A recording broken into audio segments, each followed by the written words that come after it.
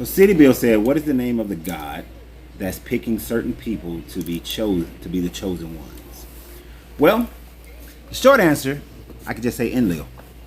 But Enlil is an Anunnaki. He's one of the royal Anunnakis. And there came a certain point that Anu was tired of the other Anunnaki fighting each other. So he decided that each Anunnaki should take a group of humans and become their god. Like Ilnana became Ishtar to the Indus Valley. Enki became Thoth, the Atlantean. And he also was the feathered serpent to the, I think, Aztecs or the Mayans. I think it's Aztecs. So the thing is that they became the gods to the people because they had higher forms of technology. It's more than likely from heaven to earth they came. Everything, all the descriptions of them sounds like spaceships. And let me give you a good example of that. Now, I'm a Trekkie, but there were episodes in the original Star Trek where they came with higher technology and people thought that they were gods. In Deep Space, not Deep Space Nine, it was Voyager, where some Ferengi came through a moving wormhole and found this planet, crashed on this planet.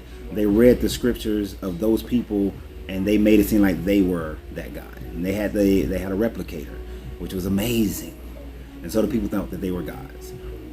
In the reboot of Star Trek, it began on the second movie. It began with them running from a planet, and then when the people saw the big giant ship, then they began to worship them. It is often that people with higher technology think that they are to be worshipped.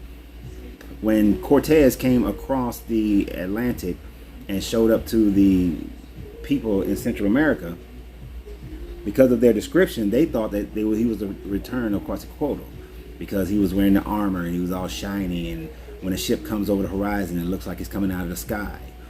So that's a human frailty that we had back in the day, because we thought that we already believed that there was gods in the mountains and gods in the earth and gods in the wind and all these sorts of things of nature they could not explain. So they attributed to one god or another. Well, what Enlil did, in fighting his battle against Marduk and Enki, he picked out Abraham. This is in the Sumerian text. He picked out who becomes Abraham in the Hebrew text and said that you still worship in the old ways. I'm going to make you my chosen. I'm going to make you my vessel here on earth. And all of them did something similar to that, which is what created the royal families of all the different races around the world. But it is through aliens, basically, who were believed to be gods, and they divvied up the earth, just like the Belgium Accord did for Africa. So there are no gods.